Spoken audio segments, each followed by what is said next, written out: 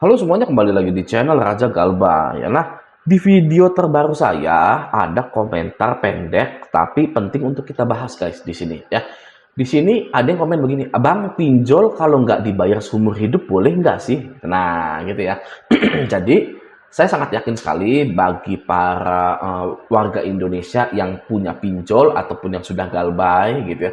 Itu sudah kepikiran guys seperti ini. Walaupun dia itu masih pinjolnya itu masih dibayarin terus gitu ya, masih galup-tulup pinjol gitu, masih ngerawat-rawat pinjol gitu, itu udah kepikiran guys. Mari kita bedah di sini gitu ya. Yang pertama adalah di sini kata boleh atau enggak ya. Kalau Anda tanya ke orang di sebelah Anda, tanya ke tetangga Anda, tanya ke orang tua Anda, tanya ke guru Anda, tanya ke siapapun pokoknya ya, boleh nggak sih saya itu pinjam uang ke pinjol lalu nggak bayar? Jawabannya pasti, ya nggak boleh. Gimana sih ini orang? Masa ngajuin aplikasi pinjol terus nggak dibayar? Ya nggak boleh lah. Nah, kenapa seperti itu? Karena itu ranahnya moral. Moralitas, guys. Ya, kita itu manusia, itu moralitasnya itu sudah tertanam, guys. Sudah seperti chipset di komputer. Ya, jadi susah sekali untuk mengabaikan moral itu. Oke? Ya, nah, itu tentang moralitas. Ada lagi, guys, tapi guys. Kalau kata bolehnya ini diganti dengan bisa dan ditambahkan administrasi. Contoh begini, Bang, kalau saya pinjam ke pinjol, lalu saya itu tidak bisa mengembalikannya karena ekonomi saya kehimpit, gitu ya. Saya bisa nggak sih sebenarnya galbay secara administrasi itu?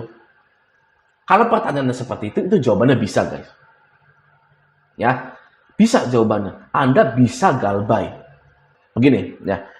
Misalkan ada investor dan pengusaha pinjol kumpul. Saya akan invest ke pinjol Anda 3 triliun. Pasti tuh si investor secara seremonial bilang, nggak boleh ada yang galbay. 100% harus kembali semua. Betul tidak? Betul pasti.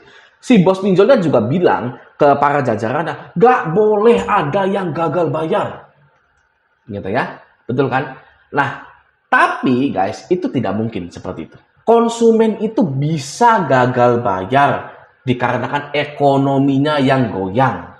Ekonominya goyah, maka dari itu walaupun nggak boleh galbay, Anda itu bisa galbay.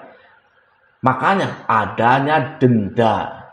Ya, denda itu muncul karena Anda itu bisa galbay secara administrasi.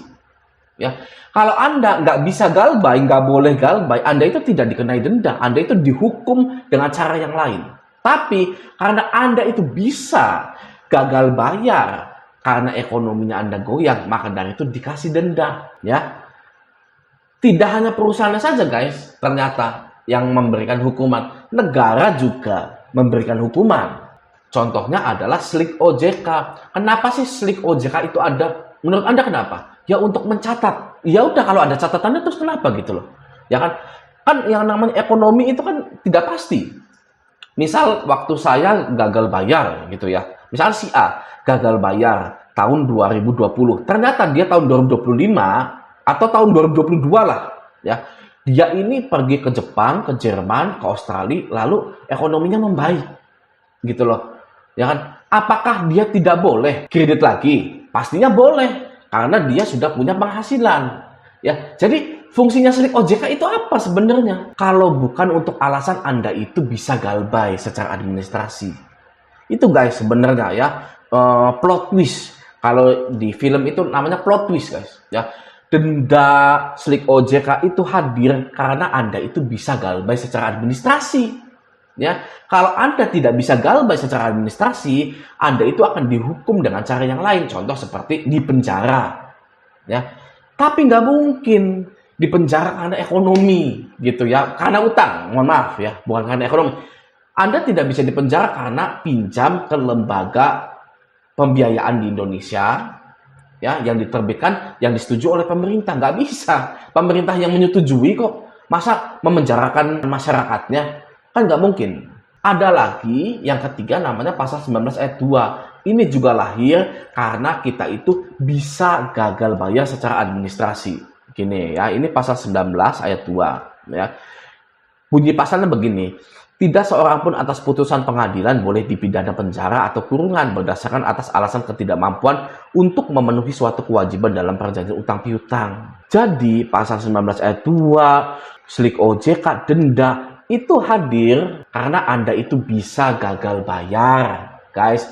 Dan negara tahu itu, negara menyetujui itu, menyetujui lembaga-lembaga. Sekarang saya tanya, yang gagal bayar itu bukan hanya Anda saja, guys. Orang-orang zaman dulu, boomer-boomer gagal bayar di bank, bahkan belum ada pinjol. Apakah ada yang dipenjara? Tidak ada.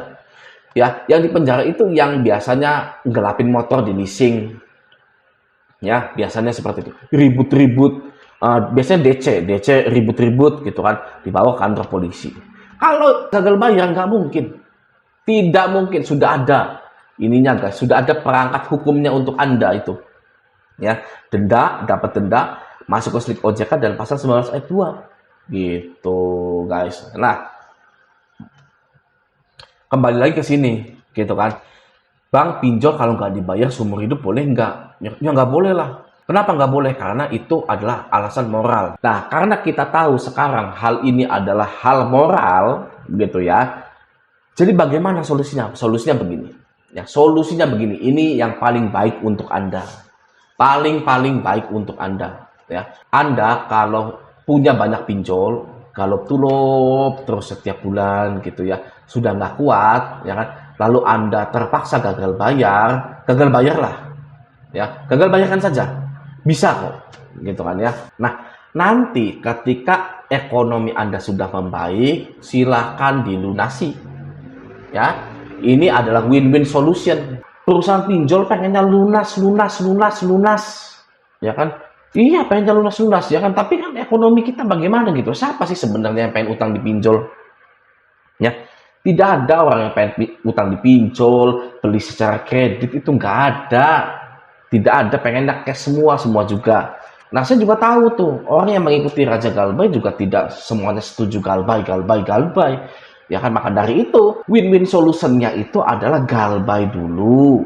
Ya kan, baru memperbaiki ekonomi. Kalau sudah memperbaiki ekonomi, lunasi. Itu free will Anda, itu kehendak bebas Anda menjadi manusia itu, guys. Agar Anda tidak terbebani, wah, moral saya ternyata saya tidak punya moral. Tidak, guys, ya. Orang yang seperti itu malah moralnya paling tinggi daripada orang yang utang pinjol lagi, utang bayar terus. Ya, seperti itu. Masih mending galbay. Ya, galbay, lalu Anda perbaiki ekonomi Anda, lalu Anda lunasi semua hutang-hutang Anda agar Anda tidak terbebani moralnya. Sudah, habis itu jangan pinjol-pinjol lagi. Karena pinjol ini adalah pengalaman pertama kita. Ya, pengalaman pertama kan pasti rasanya gimana? Tidak ada pendidikannya. Di sekolah kita tidak diajari kalau gagal itu gimana, gitu kan. Sekolah itu menuntut kita untuk selalu sukses terus tanpa mengajari bagaimana kalau gagal.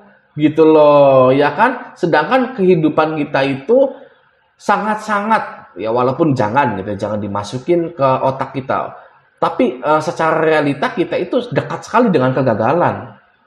Selalu 50-50 gitu ya. Kita memang pengen menang gitu kan ya. Tapi kalau misalkan kita gagal gitu loh, apa sih yang harus kita lakukan gitu loh? Yang harus kita lakukan yang pertama, menerima dulu. Ya, ini dipinjol ini ya, saya bukan psikolog gitu ya. Ini kalau dipinjol kita terima dulu, wah iya saya sudah kebanyakan pinjolnya. Gitu ya. Ya sudah, saya terima, ternyata saya gagal bayar gitu ya, masuk slik OJK, saya sudahi kreditnya. Gitu ya. Saya memperbaiki diri, ya kan.